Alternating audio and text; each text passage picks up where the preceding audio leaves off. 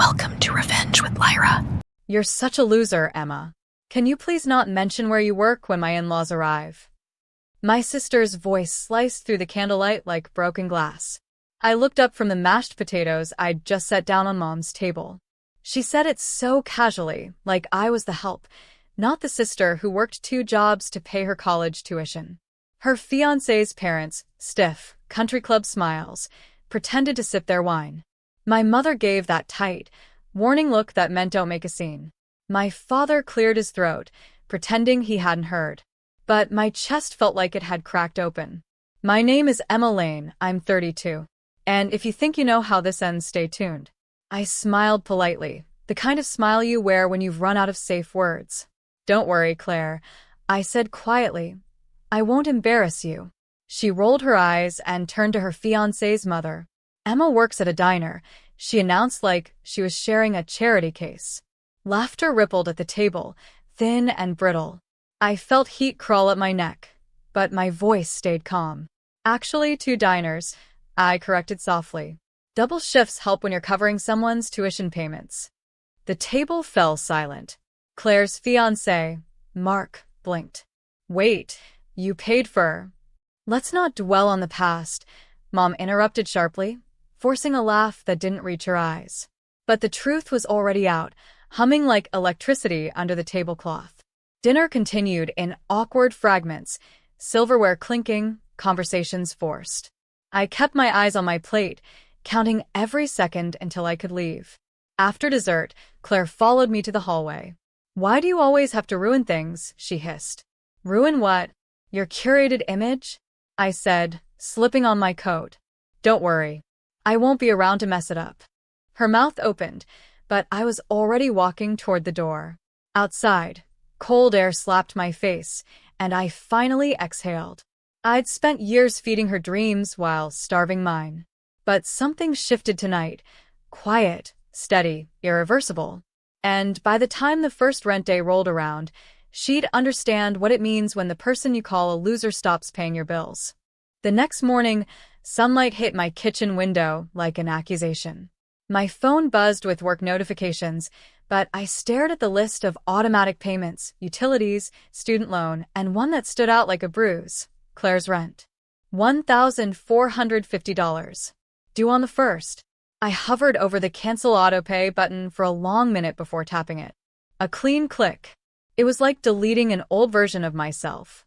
The sound of the coffee machine grounded me back into my small apartment. Every surface smelled faintly of lemon cleaner and effort. I'd built this life inch by inch. Waitress mornings, night shifts at the copy shop, online design classes in between. Not glamorous, but mine. Claire had never asked where the money came from. She just accepted it. The rent transfers, the tuition payments, the loans that never got repaid. Her version of me existed somewhere between background noise and bank account. I went to my afternoon shift, tying my apron around my waist. The diner hum was its own kind of therapy. Plates clinking, coffee pouring, music from the 80s humming from the back. Marcy, my manager, raised a brow. You okay? You look like someone finally saw the truth. Something like that, I said. Good. About time you stopped carrying dead weight. That night, my phone lit up. Claire. Hey, forgot to remind you about the rent transfer. Can you send it before midnight? I typed slowly. Not sending. Not my responsibility anymore. 3 disappeared, then came back. What does that mean? You know I have the twins and bills. Then maybe stop calling me a loser at family dinners, I wrote, hitting send before I could soften it. 10 minutes of silence. Then, you can't just stop. Mom will lose it. I set my phone face down on the counter. For years, I'd been her invisible backbone. The steady one, the fixer. But something about being humiliated in front of strangers flipped a switch inside me. That night, I didn't dream about work or bills. I dreamed of silence, of a peace so complete it felt like freedom wearing my skin. By Sunday morning, the family group chat was on fire. Mom. Emma. What's this about you refusing to help your sister? Dad. Can we all be adults about this? Claire. You're punishing the kids, not me. Grow up. I sipped my coffee slowly, scrolling through the messages. Not one said, "Are you okay?" Not one asked what happened at dinner. For years, they'd expected me to absorb every insult, every expense, and call it love. But not this time. At noon, Mom called. "Sweetheart, can we talk about what's going on?" Claire's worried sick. She called me a loser in front of her in-laws, Mom. A long pause. She didn't mean it. You know how stressed she's been.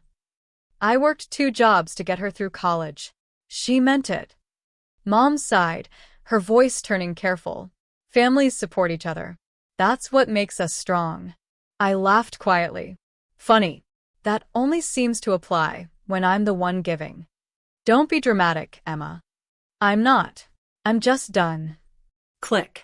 The call ended before I could hear her inhale. Later, I visited the small park near the diner. Wind brushed through the trees, and the quiet gave me courage. I opened a note on my phone and began writing, not a message, but a record. Every payment I'd made, every tuition check, every month of rent. By the time I finished, the list scrolled for nearly a minute. It wasn't about money anymore. It was about acknowledgement. That evening, I texted the family group, "Dinner next Sunday. My place. Everyone's invited." Claire replied instantly, "So you're finally coming around?" "Sure," I typed. "Bring receipts. We'll talk about support." Ethan, my quiet friend from the diner who'd seen me drag myself through night shifts, peeked over my phone screen as I hit send. "Big move," he said. "Yeah," I replied, feeling the tremor in my hands. But someone's got to rewrite the story. And this time, it wasn't going to end with me cleaning up the mess. The following Sunday, my small apartment smelled like coffee and confrontation. I'd cleaned the counters twice, rearranged the chairs, then forced myself to stop fussing. They were coming not for me but for answers. At 6 sharp, the doorbell rang. Claire arrived first, perfectly dressed for sympathy. "I brought dessert," she said sweetly, holding up a bakery box like peace offering. "Keep it sealed," I said, stepping aside. "We're not celebrating." Behind her came Mom and Dad, already tense. Mom clutched her purse like a life vest. Dad looked at everything except me. They sat stiffly around my table, the same table where Ethan and I had eaten takeout 100 quiet nights. I placed a folder in front of them. "That's a summary of what I've paid for over the last 10 years. I began. Tuition, rent, utilities, everything Claire couldn't manage on her own." Mom frowned. "Emma, that's unnecessary." "It's overdue," I interrupted, my voice steady. "You called it family support. I called it sacrifice." Claire crossed her arms. "I never asked for your help." I let out a small laugh. "Right. Because I offered it before you had to ask. That's what family does, remember?" Dad leaned forward. "Emma, you're overreacting." I looked straight at him. When she called me a loser in front of her fiancé's family, was that overreacting too? Silence. Claire's eyes darted to Mom. "You're twisting it." I was nervous. "Then maybe next time, insult someone who didn't put you through college," I said. The tension thickened until it hummed in the air. I slid another paper across the table, a printed notice from her landlord. "Your rent's overdue." I let him know the payments won't continue. "You'll need to handle it." Her face drained of color. "You wouldn't." "I already did." Mom gasped. "Emma, she has kids, and maybe she'll finally learn what responsibility feels like." No one spoke after that. The only sound was the clock ticking toward the 1st of the month. When they finally left, the air felt still, like the pause between thunder and rain. For the first time in years, I didn't feel guilty for doing the right thing. The silence after they left clung to my apartment like fog. I didn't turn on music, didn't text anyone. I just sat there, staring at the folder of receipts, feeling both lighter and hollow. I had finally spoken the truth aloud, and it had landed like a wrecking ball. Monday morning, I walked into the diner early. The neon open sign buzzed softly, casting pink light across the counter. Marcy was wiping menus.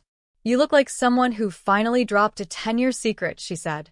"More like a 10-year burden," I answered, slipping on my apron. "Well," she smiled, "don't pick it back up." By mid-morning, I noticed the stares. My phone buzzed with alerts, group texts, missed calls, a social media post from my sister. She'd written, "Some people would rather humiliate family than help them. Can't believe blood can be this cold." Hundreds of sympathy emojis trailed beneath it. For a second, I felt that familiar urge to explain, to defend. But then I remembered the silence at my wedding, the whispers at dinner, the bills with my name on them. Not this time. That evening, Ethan dropped by with takeout. "You've seen it?" he asked, setting down the bag. "Yeah," I said, scrolling through the comments. "She's turning me into the villain." "You don't owe anyone a counterstory," he replied. "The truth will breathe on its own." His calm steadied me like a hand on the shoulder. 2 days later, my manager handed me a stack of mail that had been dropped off. Inside one envelope was a printed letter from my parents. "We're disappointed in how you handled things, but we still love you." I traced the words with my finger, realizing it wasn't an apology, just a performance of one. I folded the letter and placed it in the trash. There's a strange quiet that follows when you stop begging to be understood. That night, I fell asleep to the sound of rain tapping against my window, steady, cleansing, final. By the weekend, the family's silence felt strategic. No calls. No messages. Just the kind of quiet that dares you to break it first. But I'd learned something new. Silence isn't punishment when it's chosen. It's peace. Sunday afternoon, while I was refilling coffee at the diner, a familiar voice broke through the noise. "Emma?" I turned, nearly dropping the pot. Claire stood there, makeup perfect but eyes red-rimmed. "Can we talk?" she asked. I nodded toward a corner booth. 10 minutes. That's all I've got. She slid in across from me, her hands trembling around a napkin. "I shouldn't have said what I did at dinner," she began. I waited. She exhaled shakily. I wanted them to like me. Mark's parents. They're judgmental, and I panicked." "You didn't panic," I said quietly. "You aimed your shame at me." "That's not the same thing." She flinched, but didn't deny it. "I lost the apartment," she whispered. "Mom's furious. Dad won't even talk to me. I'm staying at a friend's house for now." I studied her for a long moment. The proud sister, who'd once looked down on me, now sat small and scared. "You'll figure it out," I said. "Please, Emma. I can't do this alone." "You never had to," I said softly. "You just chose to forget who was helping you." She bit her lip. "You're really not going to help me, are you?" "I already did," I replied. "For 10 years. A single tear rolled down her cheek before she stood. "You've changed." "No," I said, returning to the counter. I finally stopped pretending. After she left, Marcy nodded toward me from the register. "You okay?" I looked out the window, at the fading light over Main Street. "Yeah," I said. "For the first time, I think I actually am." When I clocked out that night, my phone was quiet. No guilt, no begging, no apologies. Just silence. And this time it felt earned. The next morning, sunlight spilled across my kitchen table, glinting off the stack of mail I hadn't touched all week. A notice from my landlord, a few bills, and one cream-colored envelope addressed in my mother's handwriting. I didn't open it right away. Instead, I poured coffee and sat staring at the steam curling upward, remembering all the mornings I'd rushed out early so Claire could sleep in. Years of quiet sacrifices disguised as love. When I finally opened the letter, her words were carefully rehearsed. "Families shouldn't fight over money. We've all made mistakes. You should have been kinder to your sister." No mention of what she'd said at dinner. No apology. Just guilt disguised as grace. I folded the paper, slid it into the drawer, and wrote a reply I never planned to send. "Dear Mom, I'm not angry. I'm awake. There's a difference." At the diner that afternoon, Ethan walked in with 2 coffees. "You've been quiet," he said, sliding into the booth. "I'm processing," I admitted. "It's strange, letting go of something that's defined you for so long." He studied me for a moment. "You're allowed to build a life that doesn't include people who keep tearing you down. Even if they're family? Especially if they're family." His words settled somewhere deep. I thought about the scholarship program the diner owner had mentioned months ago, a local grant for single women in night school. I'd ignored it back then, too busy keeping everyone else afloat. But now, the idea flickered like a new sunrise. That evening, I sat at my desk and filled out the application. For the first time, I was investing in myself. My own name in the recipient box felt strange and thrilling. Before bed, I checked my phone one last time. No messages. No noise. Just peace. And for the first time, I didn't mistake silence for loneliness. It sounded a lot like freedom. A month passed quietly. The first of the month came and went, no payment, no pleading text. Just a subtle shift in air, like everyone had realized the old dynamic was dead. At the diner, things changed too. Customers I'd served for years started greeting me by name instead of sweetheart. Marcy promoted me to assistant manager. "You've got leadership written all over you," she said, handing me new keys. For the first time, I believed her. That same week, Ethan helped me set up a small workspace in my living room. "If you're serious about the design classes, you need a proper setup," he said, assembling a secondhand monitor. "I don't even know where to start," I confessed. "Start where you always have," he said. "By showing up."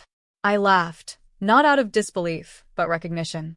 For years, I'd shown up for everyone else. Now, I was finally showing up for me. By Friday, a voicemail from Claire appeared. Her voice cracked midway through. "I got a part-time job. I'm sorry for everything I said. You were right. I didn't understand." I replayed it twice, unsure how to feel. The apology I'd wanted for a decade came softly, too late. But I didn't delete it. I just saved it under closure. Later that night, I hosted a small dinner, Marcy, Ethan, and a few coworkers. Laughter filled the apartment where arguments once echoed. We toasted with cheap wine and loud music, and for once, I didn't feel like an outsider in my own life. When the clock struck midnight, I looked out at the quiet street. Somewhere, Claire was probably counting down the hours until her next rent payment. I didn't feel satisfaction or spite, just understanding. Sometimes, peace doesn't roar. It whispers. Ethan clinked his glass against mine. To what? He asked. To new cycles, I said. And to finally ending the old ones. And in that single moment, surrounded by laughter that didn't need permission, I realized. The silence I once feared had become the sound of my freedom.